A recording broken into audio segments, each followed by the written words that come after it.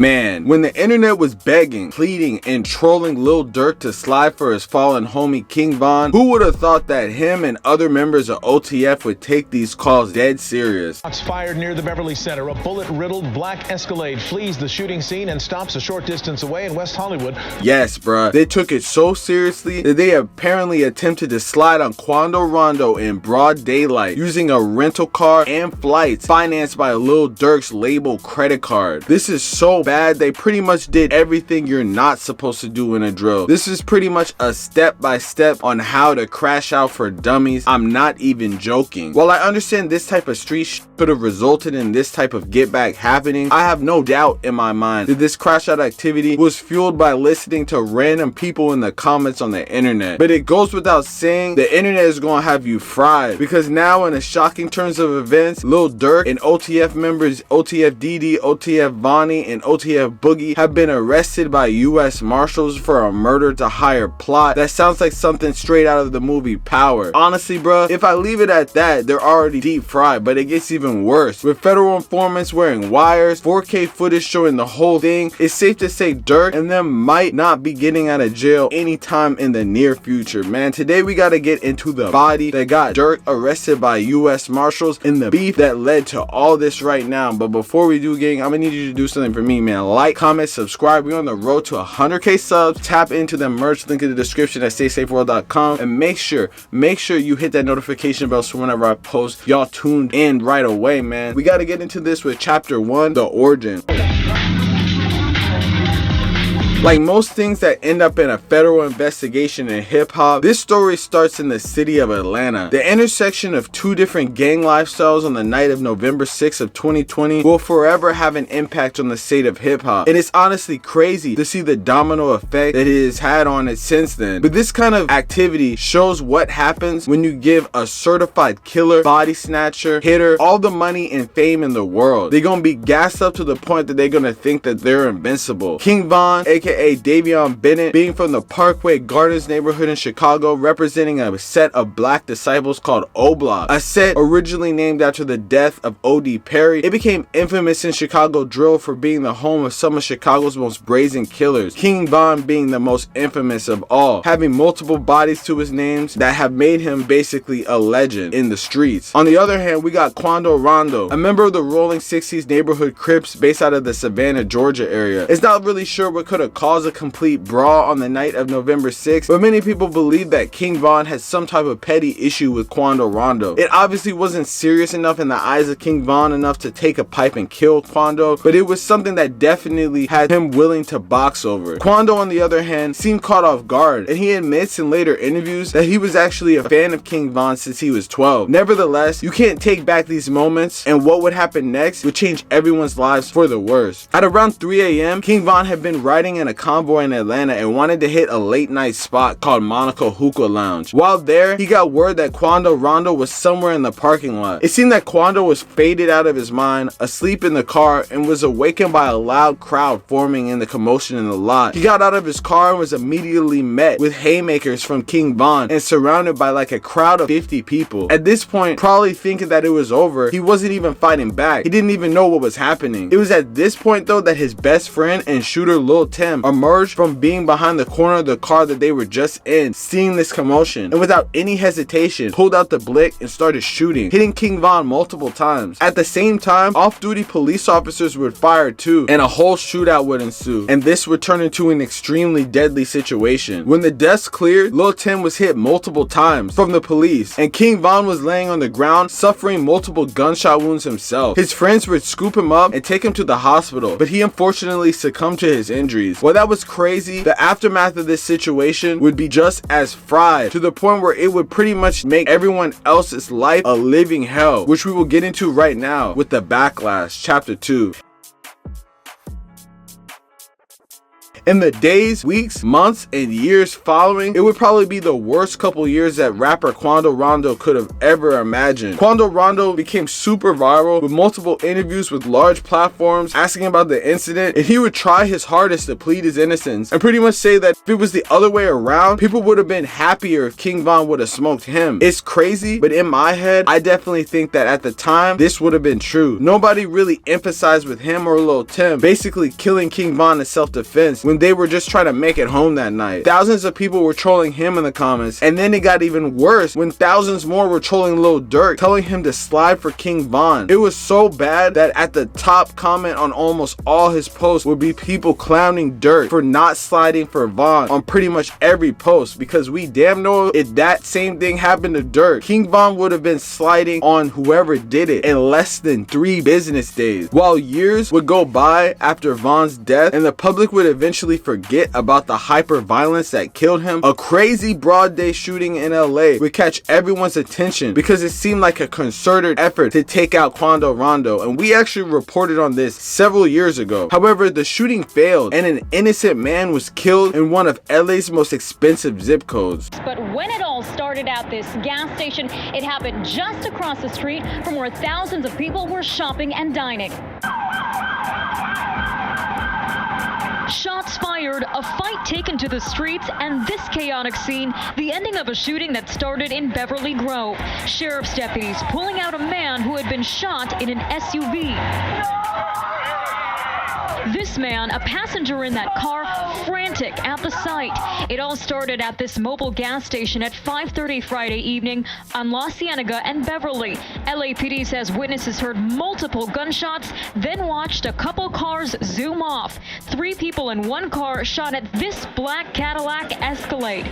We're not sure if those inside shot back. Over 2 years after the death of King Von, on August 20th, 2022, Quando Rondo arrived in LA with his cousin and his sister. Obviously, every big artist has to come out here, and especially since he's a Rolling 60 member, a gang based out of the Slauson and Crenshaw area of the city, it was pretty much mandatory that bro had to pull up and show face. When arriving from the airport, he was picked up in a regular black car and was riding around the city without a care. Just after 5:30 p.m., his driver would stop at a gas station just outside the Beverly Center on La Cienega to fill up. Little did they know, there was trouble very close. You see, that gas station has a little sus alley right behind it, and they didn't realize that they were actually getting gang stalked by a group of men hell-bent on taking him out. As the driver was getting back into the car after filling up, 2 masked men emerged from a car parked in the alleyway at the gas station, between the gas station and a CVS. They ran out and started open firing at the back seat of the car. The driver was able to pull off and drove up the street attempting to get away, then pretty much crashed at the intersection of La Cienega and Beverly. This is when police responded, and we get that infamous video of Quando Rondo screaming, saying that his cousin had been shot, and all these news crews and all these first responders basically pulling up, and this is all happening in Beverly Hills. It's honestly insanity. In the aftermath, the police then pulled the lifeless body of Lil Pop out the car, and it pretty much confirmed that he was dead on arrival. At the time, people were speculating all type of things for the reason why this happened. People were saying that his cousin had some debt with people out here in LA. Others were saying that Quando was targeted by the ops like the Hoovers who had a bounty on him. People were even saying that he was set up by Rolling 60 members like Brick Baby for the Von situation. But the truth of the matter, nobody would have guessed how far up the chain this really went, which we'll get into in chapter 3, the arrest of OTF and Lil Durk, that OTF takedown.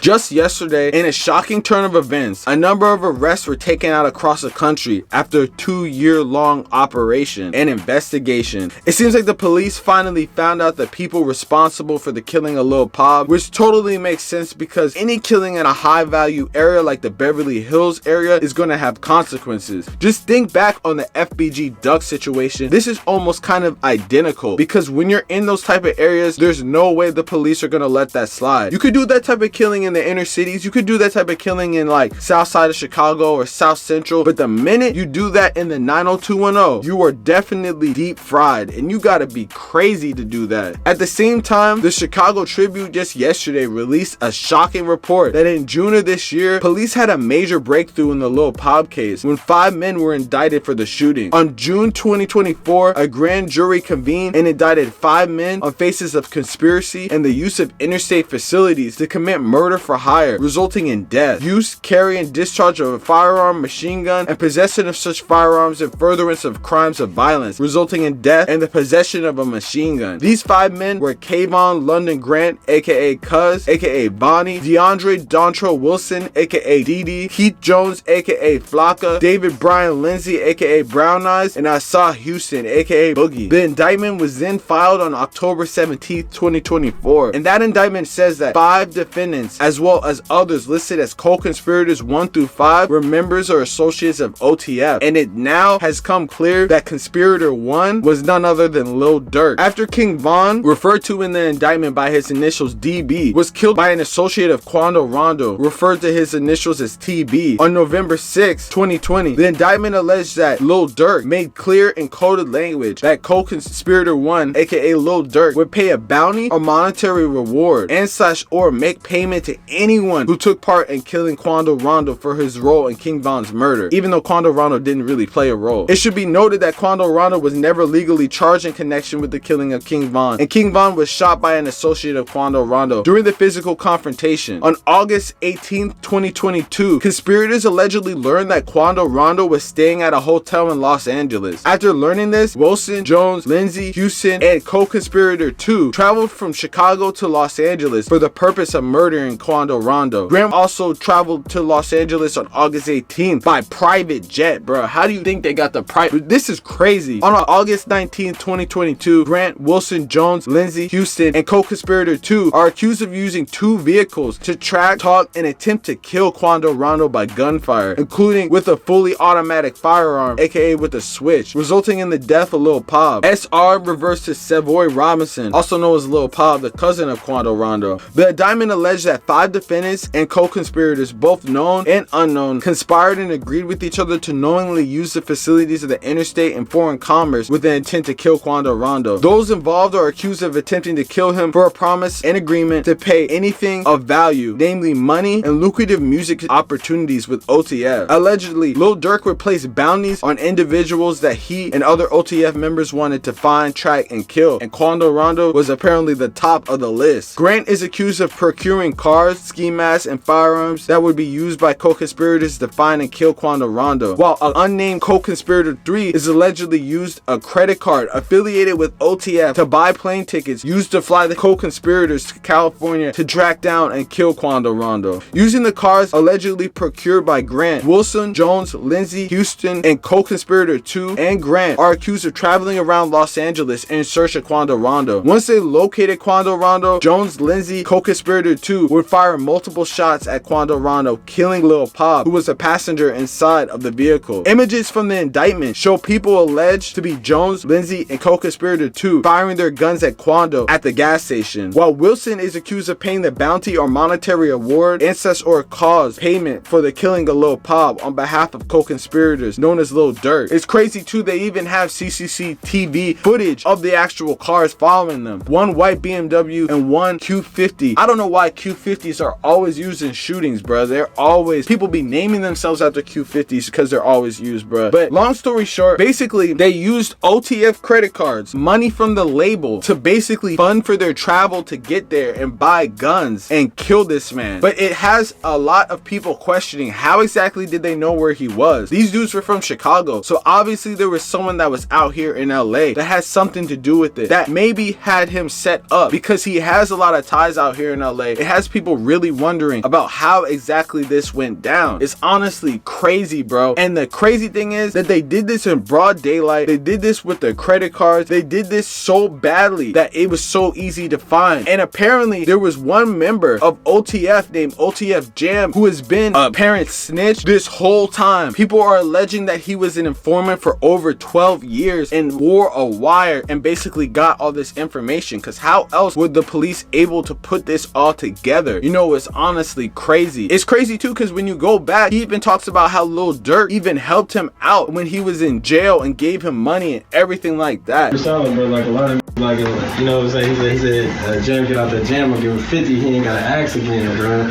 Like, you know what I'm saying? He ain't gotta ask shit, bro. He said he gave you 50, bro. You know what I'm saying? Fact. But whatever they had on him must have been enough to allow him to try to take out his whole team. It just shows that loose lips sink ships. And if you're gonna do anything like this, you can't do it on a large scale organization because obviously someone is gonna tell. And they did just about everything wrong that you could have did. Number one, they got rental cars instead of stealing cars. They kept the cars afterwards. They should have burned them. They used credit cards and had a paper trail. They talked about it in code that was easily deciphered, man. They had someone that had nothing to do with it with knowledge of it that used that information to try to get out of jail and had been an informant and wearing a wire the whole time, bruh. This is almost identical to the FBG Duck situation that King Von would have gotten arrested for, but now it's looking like Durk is going down for it because he recently got arrested by the US Marshals in Florida for this whole situation. Murder for hire. Bruh, it's not looking good because if the feds are pulling up on you and arresting you, their conviction rate is incredible. If they're arresting you for something like this and it's the US Marshals taking you down, bruh, you're pretty much done. I mean, Durk has access to some of the biggest, best lawyers that you could ever have, and I guarantee you there's gonna be some lawyers that are lining up to take the situation, but the amount of evidence against him is pretty damning. I don't really know if he's gonna be able to get out of this situation, and this would be the absolute dumbest crash out that I have ever seen. Bro had multi-million dollars. This wasn't just some dude that had come up. This dude had generational wealth and took it upon himself to take someone out for something that his homie did, bro. It's honestly crazy. And anyone that says that this is smart, you know, is an idiot, bro. Like, bro is a complete idiot. You listen to people online so much that you went and tried to kill someone, and then 2 years later, you end up getting federally indicted, bro. I mean, there's not much that you could really say. Like, this is just smooth brain activity, bro. At the end of the day, I don't know who's stupider, him or Diddy, because they both are going down this year. But it looks like Durk might have been the ultimate idiot and let the internet trick him off the streets, man. I mean, at the end of the day, this street stuff is gonna happen how it happens, but if you're gonna literally do it in the worst way possible, there's absolutely no point of doing it. And not only did they do it in the worst way possible, they didn't even hit the intended target, man. This just shows that some people are not meant to be part of the street life, man. But hey, let me know in the comments what y'all think about this, man. Real say shit. Do you think that Lil Durk is gonna survive this case and beat it, or you think he's gonna lose, man? Let me know what y'all think. Real say shit. You already know what's going on. Like, comment,